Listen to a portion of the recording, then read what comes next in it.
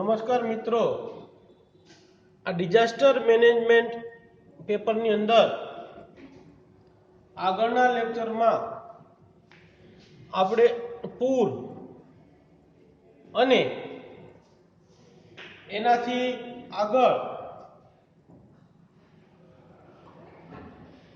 આગળનું જે યુનિટ છે એ યુનિટમાં પૂર વિશેનો અભ્યાસ કરેલો છે। હવે એનાથી આપણે આગળ વધીએ છીએ। ગયા લેક્ચરમાં રેઇન વોટર હાર્વેસ્ટિંગ એ આપણે કમ્પ્લીટ કરેલું છે। આજે યુનિટ નંબર 3 બી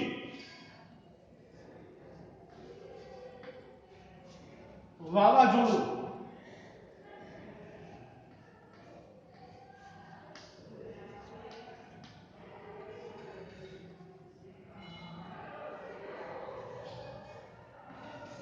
સાયક્લોન એ ચાલુ કરીએ છીએ।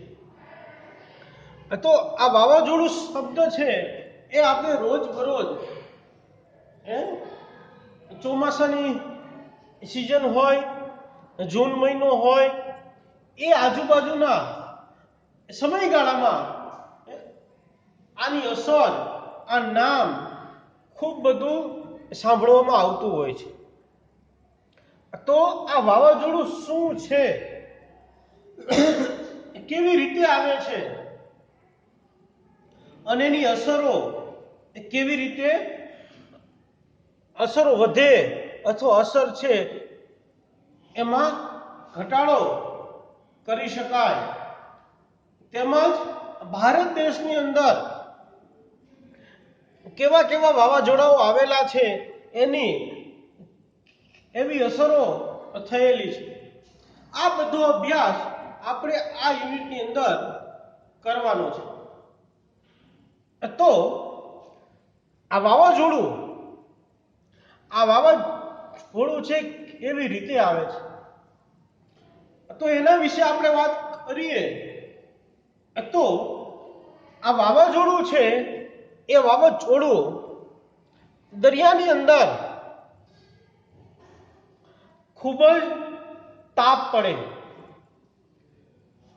તડકાના હિસાબે દરિયાનું પાણી છે એ પાણીની વરાળ બને અને એ વરાળ ઉપરના ભાગમાં જાય અને જ્યારે નીચેથી ઉપર આ વરાળ જાય છે એ વખતે એમાં વર્તુળાકાર વલયો, ચક્રો ઉત્પન્ન થાય છે અને આ ચક્રો છે એની માત્રા ખૂબ જ વધારે હોય,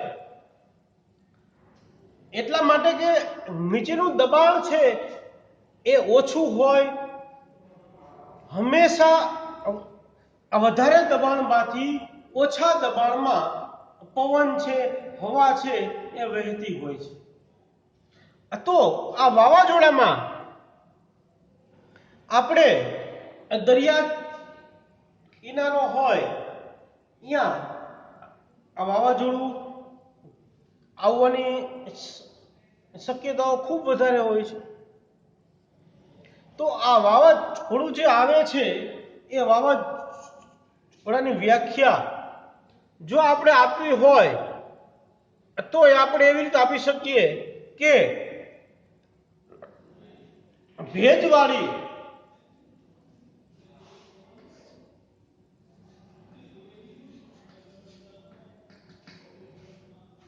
આ ડેફિનેશન ઓફ સાયક્લોન, ભેજવાળી ધુમરાતી હવાનું ઓછા દબાણવાળા વિસ્તારોમાં જાય, ધસારો થાય, એમાંથી વાવાઝોડું ઉત્પન્ન થાય છે। એટલે આપણે એવું કહી શકીએ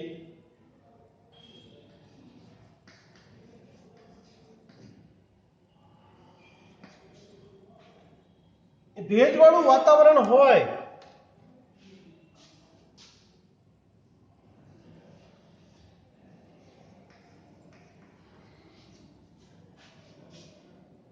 ધૂમ્રાતી એટલે ચક્રવાત જે હોય એ હવા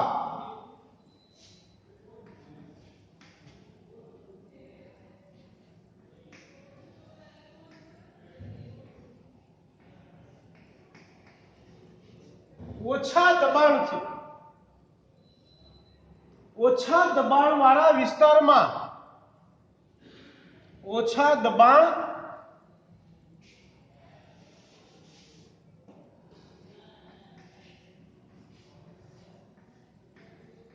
વાળા વિસ્તારમાં ધસવાની પ્રક્રિયા એને વાવાઝોડું કહેવામાં આવે છે. એટલે કે અહીંયા દબાણ વધારે છે, બાજુમાં દબાણ ઓછું હોય, ઉપર દબાણ ઓછું હોય તો અહીંયાની જે વધારે દબાણવાળી હવા હોય એ હવા ઓછા દબાણ બાજુ ગતિમાં હોય, ગતિ કરે છે. એને એમાંથી જે ઉત્પન્ન થાય છે એને વાવાઝોડું કહેવામાં આવે છે. અને આ વાવાઝોડું છે ચક્રવાત હોય. આપણે ઘણી વખત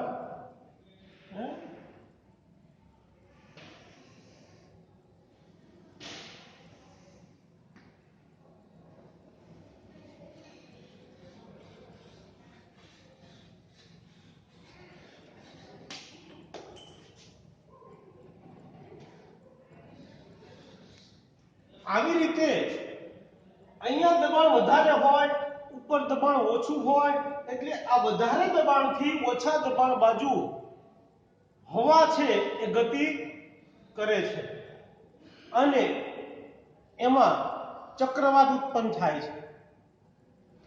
હવે આ જે ઉત્પન્ન થાય છે એને કહેવામાં આવે છે વાવાઝોડું.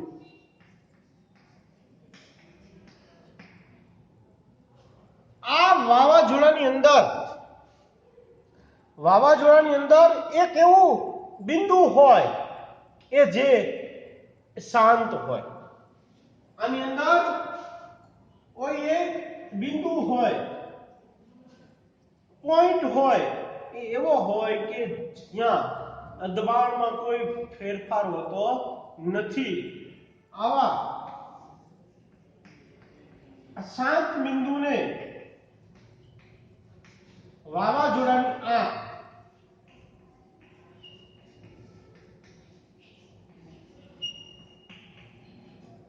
આઈઝ ઓફ સાયક્લોન કહેવામાં આવે છે. એટલે આ વાવાઝોડું છે, આ વાવાઝોડાની અંદર એક બિંદુ એવું છે એ જે બિંદુ ની અંદર દબાણ છે એક સમાન છે. એટલે કે વધારે પણ નથી અને ઓછું પણ નથી. એટલે એને શાંત બિંદુ કહેવામાં આવે છે, પીસ પોઈન્ટ કહેવામાં આવે છે. અને આ શાંત બિંદુને આપણે વાવાઝોડાની આંખ તરીકે ઓળખીએ છીએ. એ સિવાય આ વાવાઝોડાનો વિસ્તાર છે, આ વિસ્તારમાં જેમ જેમ ચક્રવાત છે ઉપર આવે તેમ તેમ ભેજવાળી હવા છે ફરતી હોય અને એના હિસાબે એ વરસાદ લાવે છે. વાવાઝોડું આવે, પવન ફૂંકાય એટલે એમાં વરસાદ પણ સાથે લઈને જ આવતું હોય છે. આ વાવાઝોડાની ઉત્પત્તિ એવી રીતે તો એ આપણે આના ઉપરથી આપી શકીએ કે દરિયાની અંદર, સમુદ્રની અંદર ઉપરથી જે તાપ આવે છે, સૂર્યનો તડકો જે છે એના હિસાબે દરિયાની ઉપરની જે છે સપાટી, પાણી છે ગરમ થાય અને એની વરાળ બને. એ વરાળ ઉપર જાય, ઓછા દબાણ બાજુ આગળ વધે એટલે અને એ જ્યારે ઓછા દબાણ બાજુ જાય છે, એ ગતિ કરે છે, એ દરમિયાન એમાં ચક્રવાત ઉત્પન્ન થાય છે અને એ એરિયા કઈ ઓછો હોતો નથી. 50 કિલોમીટરનો વિસ્તાર હોય છે. આ 50 કિલોમીટરનો વિસ્તાર એકી સાથે એમાં અસરકારક હોય છે. હવે આ વાવાઝોડાની આગાહી એના પહેલા આપણે ભારત દેશની અંદર આ વાવાઝોડું છે એ બે રીતે આપણે ઓળખીએ છીએ. એક વાવાઝોડું, બીજું છે ચક્રવાત. એટલે અલગ અલગ દેશોની અંદર, અલગ અલગ ખંડોની અંદર આ વાવાઝોડાનું નામ છે એ અલગ અલગ રીતે આપવામાં આવે છે. તો એમાં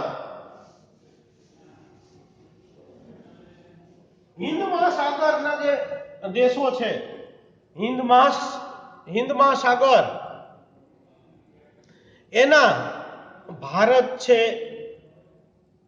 બાંગ્લાદેશ છે, આ બધા દેશો હિન્દ મહાસાગરના દેશોમાં આવે છે. આ દેશોની અંદર ભારત અને બાંગ્લાદેશ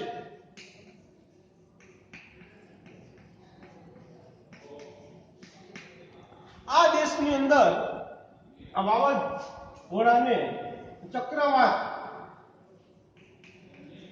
નામથી ઓળખવામાં આવે છે. એવી જ રીતે ચીન અને જાપાન, ચીન અને જાપાનના દેશ છે, એ દેશોમાં ટાઇફોનના નામથી ઓળખવામાં આવે છે.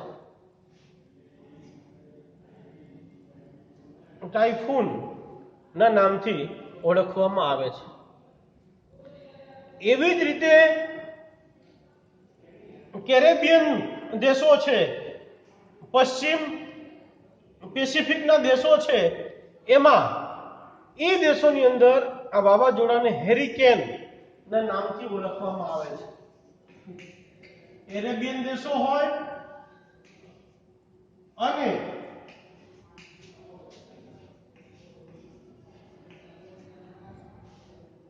પશ્ચિમ પેસિફિકના દેશો હોય,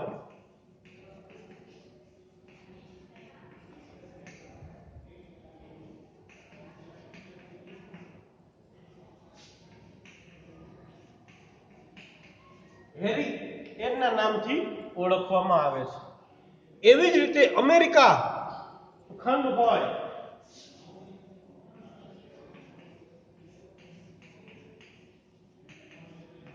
અમેરિકા ખંડમાં ટોર્નેડો તરીકે ઓળખવામાં આવે છે.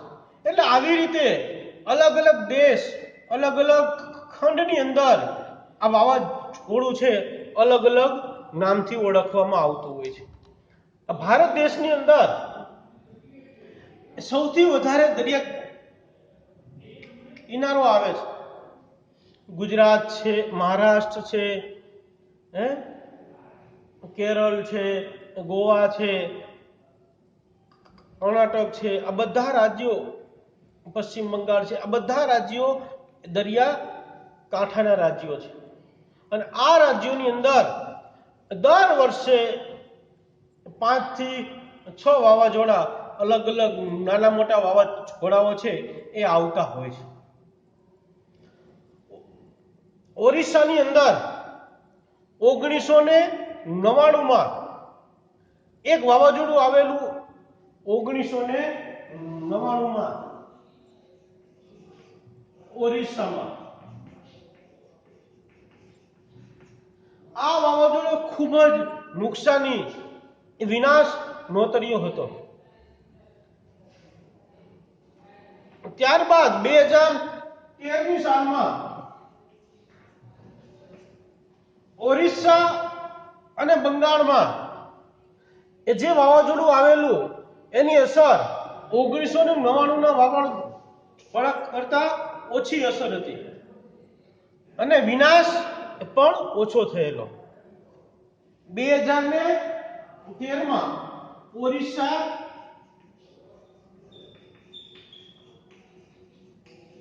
અને આંધ્રપ્રદેશ આ બે રાજ્યોની અંદર 2013 વાવાઝોડું આવેલું અને આ વાવાઝોડું છે એની અસર 1999 ના વાવાઝોડા કરતા ઓછી અસર હતી. તેમજ આપણે દર વર્ષે જે 5-6 વાવાઝોડા અલગ અલગ નામથી આવતા હોય છે, આ વાવાઝોડાઓ મોટા ભાગે જૂન મહિનામાં, જુલાઈ મહિનામાં અથવા ઓગસ્ટ ની અંદર આવતા હોય છે. કારણ ચોમાસાની આ સિઝનમાં વાવાઝોડા આવવાની શક્યતાઓ ખૂબ વધી જાય છે. વાવાઝોડું આવે એટલે એ સાથે એ વરસાદ લાવે છે. હવે આ વાવાઝોડું છે તો એની આગાહી કેવી રીતે કરવામાં આવે છે એના ઉપર જો આપણે આગળ વધીએ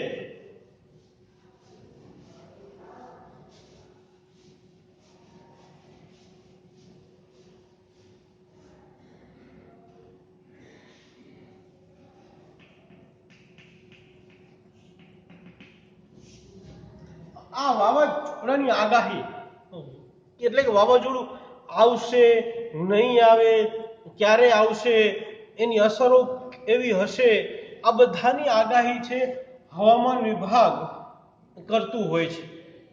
અને હવામાન વિભાગ ઉપગ્રહની સેટેલાઇટની જે ઇમેજ આવે છે આ સેટેલાઇટ ઇમેજ ઉપરથી અને એનું એનાલિસિસ એ સિવાય ડોપલર રડાર આ બે ઉપરથી જે માહિતી મળે છે, સેટેલાઇટ ઇમેજ અને ડોપલર રડાર આ બંને ઉપરથી આ બંનેનું એનાલિસિસ કરી અને હવામાન વિભાગ છે એ હવામાન વિભાગ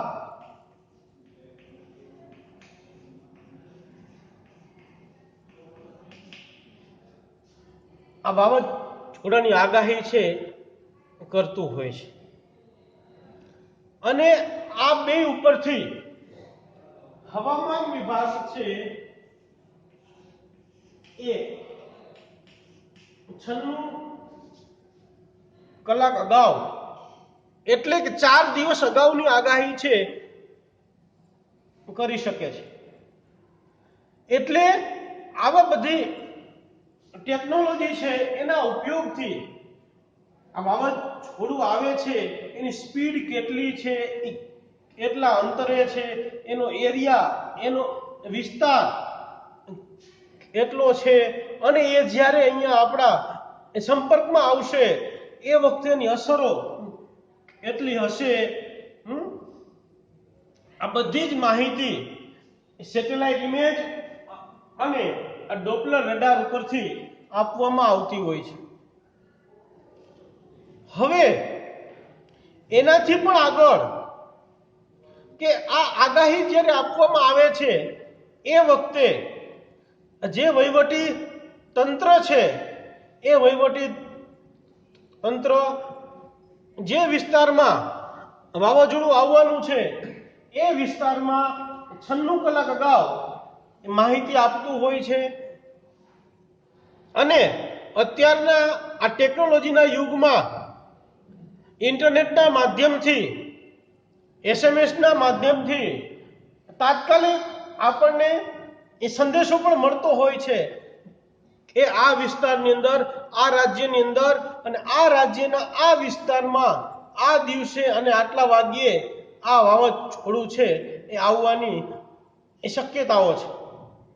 આ બધી જ માહિતી છે એ હવામાન વિભાગ આપતું હોય છે અને આ માહિતીના આધારે, હવામાન વિભાગના રિપોર્ટને આધારે વહીવટી તંત્ર છે એ નાગરિકોનું બચાવ કામગીરી છે, માહિતી આપવાની છે, ચેતવણી આપવાની છે, એ કામગીરી કરતું હોય છે. હવે આ આગાહી છે, આ વાવાઝોડું છે એ વાવાઝોડું જ્યારે આવવાનું હોય એના 4 અલગ અલગ તબક્કાઓ છે.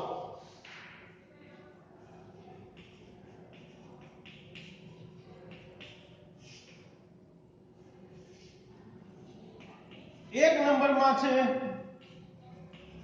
પ્રથમ તબક્કો. તો એની અંદર શું હોય? તો હવામાન વિભાગ છે એ સેટેલાઇટ ઇમેજ અને ડોપલર રડાર ઉપરથી અનુમાન આપે છે. એને ઇમેજ ઉપરથી એને ખ્યાલ આવે છે કે દરિયાની અંદર હવાનું હલકું દબાણ ઉત્પન્ન થયેલું છે, એ લો પ્રેશર છે એ બનેલું છે. હળવું દબાણ ઉત્પન્ન થાય એટલે એમાંથી વાવાઝોડું ઉત્પન્ન થાય છે. એની માત્રા છે ઓછી વધારે હોઈ શકે છે, પણ આ બધી ઇમેજના આધારે હવામાન વિભાગને એટલો તો આઈડિયા આવે જ કે વાવાઝોડું આવવાનું છે અને એ દરિયામાં આટલા ઊંડાણે છે. એટલે પહેલો તબક્કો છે એ ચેતવણી આપવાનો. ક્યારે?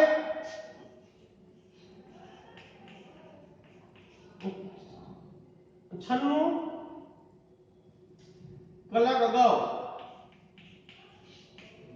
ચેતવણી આપવી.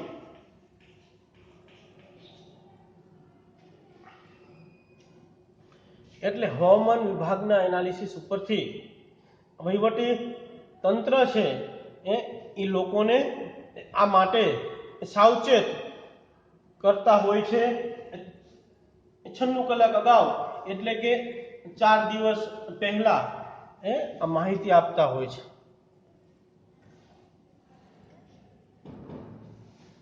બે નંબરમાં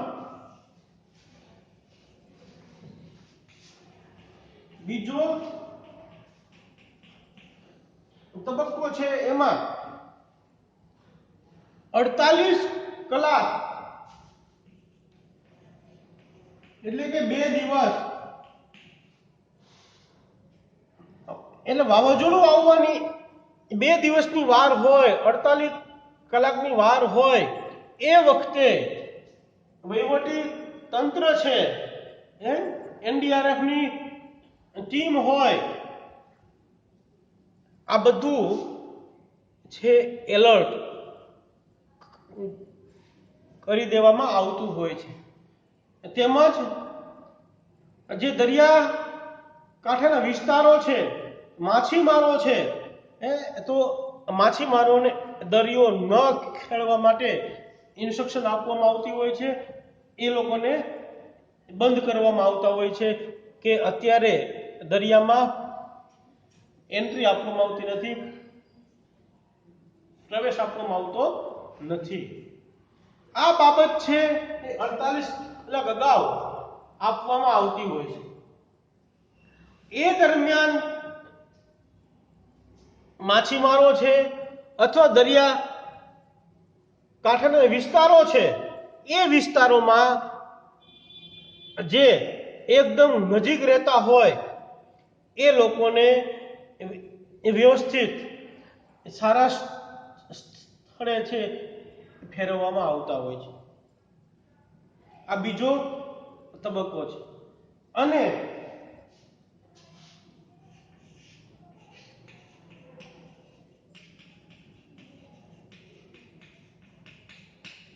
થર્ડ સ્ટેજ બીજો તબક્કો છે એની અંદર 24 કલાક અગાઉ એટલે કે એક દિવસ અગાઉ ઇન્સ્ટ્રક્શન આપવામાં આવતી હોય છે કે હવે આ વાવાઝોડું છે આ વિસ્તારની નજીક આવે છે, એની ગતિ આટલી છે, એની હારે જે પવન ફૂંકાય છે એ આટલી સ્પીડથી આવશે, અને એના હિસાબે જે લોકો કાચા મકાનમાં રહેતા હોય, ઝૂંપડામાં રહેતા હોય, બહાર ઉઘાડા ખુલ્લા વાતાવરણમાં રહેતા હોય, આવા લોકોને યોગ્ય રીતે એનો અન્ન અને પાણીનો પુરવઠો જળવાઈ રહે એવી રીતે એ લોકોની વ્યવસ્થા છે એ કરવામાં આવતી હોય છે. અને હવે છેલ્લો દિવસ છે, એક જ દિવસની વાર છે કે વાવાઝોડું આવવાનું છે.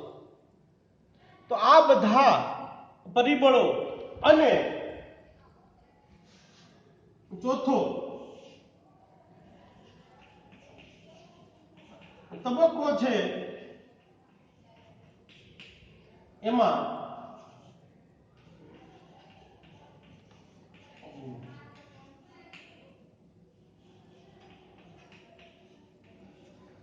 કે ભાઈ હવે આ વાવાઝોડું આવી ગયું છે, એની અસર છે એ દેખાવા લાગતી હોય છે. આ બધા અલગ અલગ મુદ્દાઓ છે, આ વાવાઝોડાનું ઇન્ટ્રોડક્શન છે. અને અહીંયા અંતિમ તબક્કાની અંદર સતત મીડિયાના માધ્યમથી, ઇન્ટરનેટના માધ્યમથી, એસએમએસના માધ્યમથી સતત માણસોને અવેર કરવામાં આવતા હોય છે કે હવે આ વાવાઝોડું છે આ વિસ્તારની અંદર આવી ગયું છે, એની અસર છે એ ચાલુ છે. તો માણસોએ એમાંથી કેવી રીતે બચવું એ માટેની માહિતી છે એ વહીવટી તંત્ર દ્વારા આપવામાં આવતી હોય છે. એટલે આ બધા મુદ્દાઓ આ વાવાઝોડું કેવી રીતે આવે છે, એમાં અલગ અલગ દેશોની અંદર એનું અલગ અલગ નામ આપવામાં આવે છે, એની ઉત્પત્તિ કેવી રીતે થાય છે, અને આ વાવાઝોડાની આગાહી એવી રીતે આગાહી આપવામાં આવે છે, અને એ આગાહી કેટલા દિવસો અગાઉ આપણને મળે છે. અને એ આગાહી ઉપરથી વાવાઝોડાના અલગ અલગ 4 તબક્કાઓમાં વિભાજન કરવામાં આવે છે. અને એ દરમિયાન ડિઝાસ્ટર મેનેજમેન્ટ છે એ લોકો એક્ટિવ હોય છે, અને એ લોકોના માર્ગદર્શનથી જો એ વિસ્તારના લોકો આગળ વધે તો આ વાવાઝોડાની અસરથી નુકસાની છે એ નુકસાની પણ ઓછી થઈ શકે છે.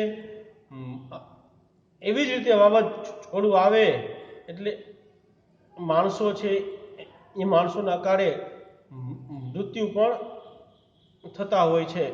પણ જો તંત્ર દ્વારા જે રીતની ઇન્સ્ટ્રક્શન આપવામાં આવતી હોય છે એ જો યોગ્ય રીતે ફોલો કરવામાં આવે તો એનાથી મૃત્યુ આંક છે એ પણ આપણે ઓછો કરી શકીએ છીએ. તો આજે આપણે આ વાવાઝોડાની અંદર આટલું જોયેલું છે. આગળના લેક્ચરની અંદર ભારત દેશમાં અત્યાર સુધીમાં જે વાવાઝોડાઓ આવેલા છે એની અસરો, અને આખા દેશમાં એ સૌથી વધારે વાવાઝોડું આવતું હોય એ વિસ્તાર અને એનો અભ્યાસ આપણે આગળના લેક્ચરમાં કરવાનો છે. Okay, thank you.